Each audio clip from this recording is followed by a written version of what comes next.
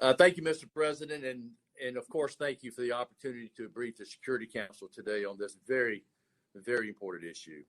And forgive me for speaking bluntly, but I'd like to lay out for you very clearly what the world is facing at this very moment. At the same time, while we're dealing with COVID-19 pandemic, we're also on the brink of a hunger pandemic. In my conversations with world leaders over the past many months, before the coronavirus even became an issue, I was saying that 2020 would be facing the worst humanitarian crisis since World War II for a variety of reasons, such as the war in Syria, Yemen, the deepening crisis in places like South Sudan, and as John Eglin, I know, will no doubt set out about Burkina Faso in the central Sahel region, the desert locust swarms in Africa, as the Director General Chu highlighted in his remarks, and more frequent natural disasters and changing weather patterns that we're experiencing. The economic crisis in Lebanon, which is impacting millions of Syrian refugees, DRC, Sudan, Ethiopia, and the list goes on. We're already facing a perfect storm.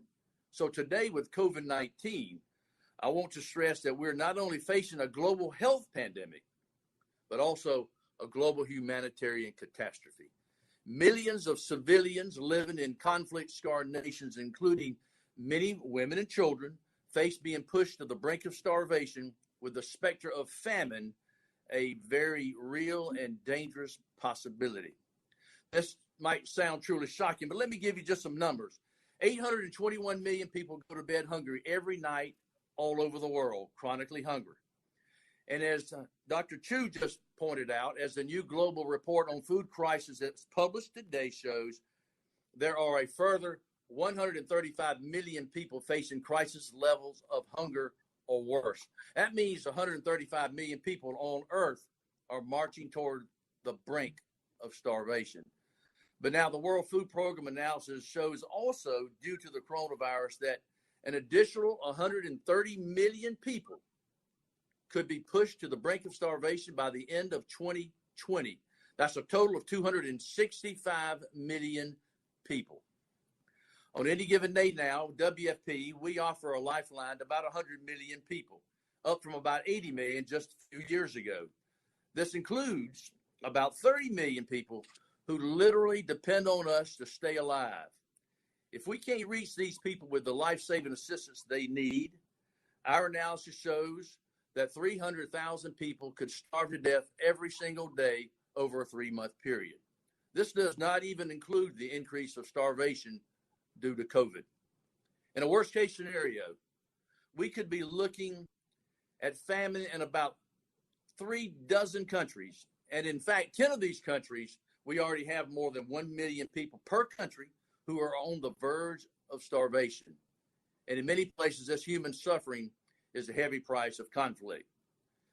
At WFP, we are proud that the Council made the historic decision to pass Resolution 2417 in May 2018. It was amazing to see the Council come together. Now we have to live up to our pledge to protect the most vulnerable and act immediately to save lives around the world. But this is only, in my opinion, the first part of the strategy needed to protect conflict-riven countries from a hunger pandemic caused by the coronavirus. There's also a real danger that more people could potentially die from the economic impact of COVID-19 than from the virus itself. This is why I'm talking about a hunger pandemic. It is critical that we come together as one united global community to defeat this disease and protect the most vulnerable nations and communities from its potentially devastating effects. Lockdowns, economic recessions are expected to lead to a major loss of income among the working poor. Overseas remittances will also drop sharply. This will hurt countries like Haiti, Nepal, and Somalia, just to name a couple. The loss of tourism receipts will damage countries like Ethiopia, where it accounts for 47% of its total exports. The collapsing oil prices in lower income countries like South Sudan will have an impact significantly, where oil accounts for 98.8% of total exports. And of course, when donor countries' revenues are down, how much impact will this have on life-saving foreign aid? The economic and health impacts of COVID-19 are most worrisome for communities in countries across Africa as well as the Middle East, because the virus threatens further damage to the lives and the livelihoods of people already put at risk by conflict. WFP and our partners are going all out to help them. We'll do everything we possibly can. For example, we know that children are particularly vulnerable to hunger and malnutrition, so we are prioritizing assistance to them. Right now, as you may know, 1.6 billion children and young people are currently out of school around the world due to the lockdown. Nearly 370 million children of these children are missing out on nutritious school meals. You can only imagine when children don't get the nutrition, which means their immunity systems are down. This is why we are providing nutritious school meals where we possibly can in these suspended areas to help, whether it's take-home rations to help the families and help these children. As you know, WFP is a logistics backbone for the humanitarian world, and even more so now for the global effort to beat this pandemic. We have delivered millions upon millions of personal protective equipment, testing kits, face masks to about 78 countries on behalf of the World Health Organization.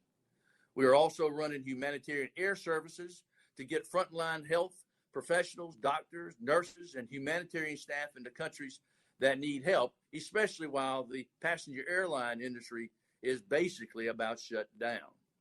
But we need to do more than this, and I urge the Council to lead the way. First and foremost, we need peace.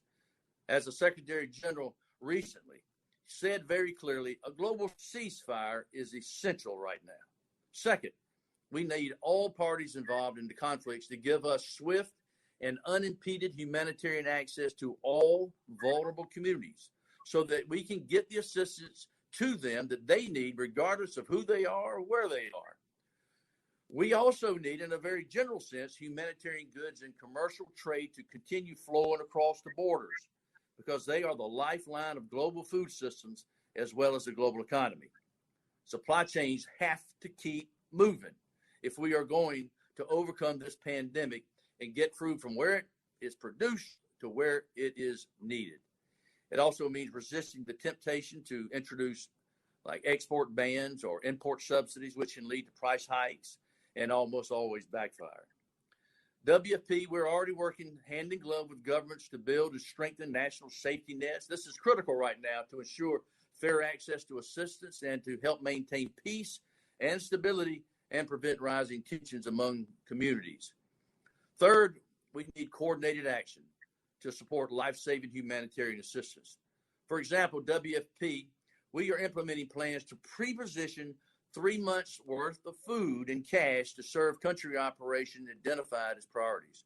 We're asking donors to accelerate the $1.9 billion in funding that has already been pledged so that we can build stockpiles and create the life-saving buffers and protect the most vulnerable from the effects of supply chain disruptions, commodity shortages, economic damage, and lockdowns. You understand exactly what I'm talking about. We're also requesting a further $350 million to set up a network of logistics hubs and transportation systems to keep the humanitarian supply chains moving around the world. They will also provide field hospitals and medical evacuations to the frontline humanitarians and health workers as needed and strategically. Excellencies, 2 years ago, the Security Council took a landmark step when it recognized and condemned the devastating human toll that conflict paid in poverty and hunger. Resolution 2417, it also highlighted the need for early warning systems. And today, I'm here to raise that alarm. There are no famines yet, but I must warn you that if we don't prepare and act now to secure access, avoid funding shortfalls, and disruptions to trade, we could be facing multiple famines of biblical proportions within a short few months. The actions that we take will determine our success or failure in building sustainable food systems as the basis of stable and peaceful societies. The truth is, we do not have time on our side, so let's act wisely and let's act fast. I do believe that our expertise and our partnerships, we can bring together the teams and the programs necessary to make certain the COVID-19 pandemic does not become a human and food crisis catastrophe.